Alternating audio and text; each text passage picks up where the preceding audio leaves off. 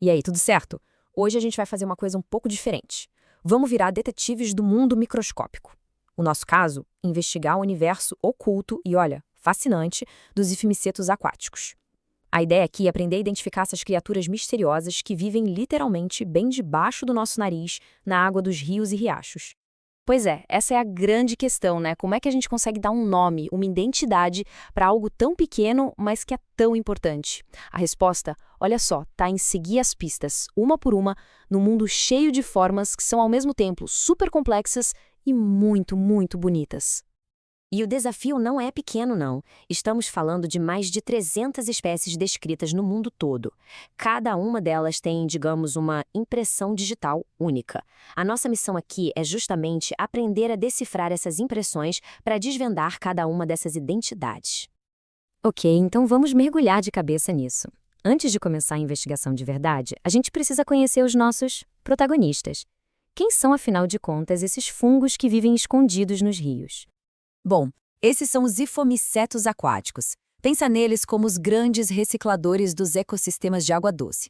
Sabe quando uma folha cai num riacho? Então, são eles que dão o pontapé inicial no trabalho importantíssimo de decomposição, transformando essa folha em alimento para outros organismos.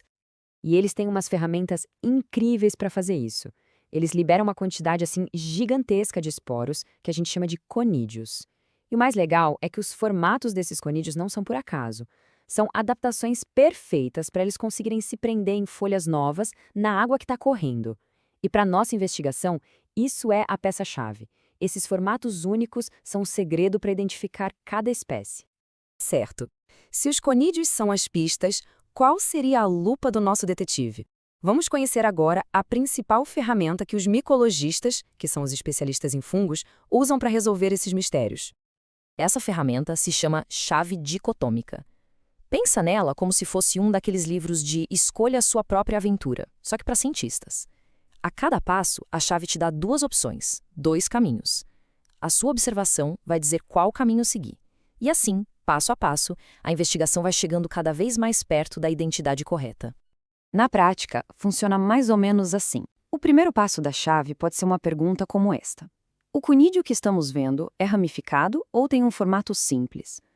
Dependendo do que a gente observar, a investigação vai para o passo 2 ou então pula lá para o passo 50. É um processo de eliminação bem sistemático.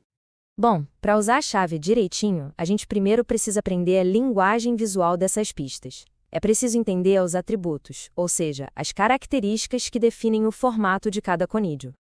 Vamos começar com dois termos bem básicos. Filoforme é fácil, parece um fio, bem longo e fininho. Digitoforme também é bem intuitivo, né? Tem a forma de um dedo. Guardar esses nomes é como aprender o vocabulário básico de um detetive. Aqui temos mais dois. Escolecoide descreve uma forma mais longa e sinuosa que lembra um verme. Já o tetrarradiado é um clássico. Ele tem 4 braços que saem de um ponto central. Essa forma, aliás, é uma adaptação fantástica para se ancorar em ambientes com correnteza. Muito bem, agora que a gente já tem a nossa ferramenta e já conhece algumas pistas, chegou a hora de resolver um caso de verdade. Vamos aplicar todo esse conhecimento para identificar um espécime desconhecido. E aqui está ele, o nosso suspeito, um conídeo que foi encontrado numa amostra de água e a identidade dele, por enquanto, é um mistério. Nossa tarefa agora é usar a chave dicotômica para descobrir exatamente que espécie é essa. Vamos lá, começando a investigação com a primeira pergunta da chave. Olhando bem para o nosso espécime, o que a gente vê? Ele tem várias ramificações ou é uma forma única, mais simples? A resposta é bem clara. Ele é ramificado. Pronto, só com isso a gente já eliminou dezenas de possibilidades de uma vez só. Agora, a chave nos manda seguir para o próximo conjunto de pistas, o das espécies ramificadas. Depois de seguir alguns passos, a gente chega numa pergunta crucial, a de número 18 na chave original. A pergunta é: as diferentes partes desse conídeo têm formatos distintos entre si? Vale a pena olhar com atenção. A resposta é sim. Dá para ver que o espécime tem partes com formatos diferentes, umas mais arredondadas e outras mais alongadas.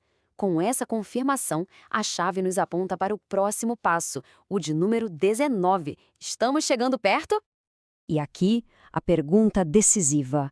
A chave agora pergunta algo muito, mas muito específico.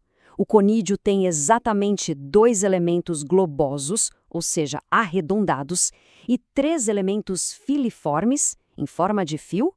Agora é hora de contar. Vamos ver. 2 elementos globosos. 2, 3 elementos filiformes. Bingo! A contagem bateu certinho. Não tem mais dúvida. A gente acaba de identificar a espécie Tetracladium marshallianum.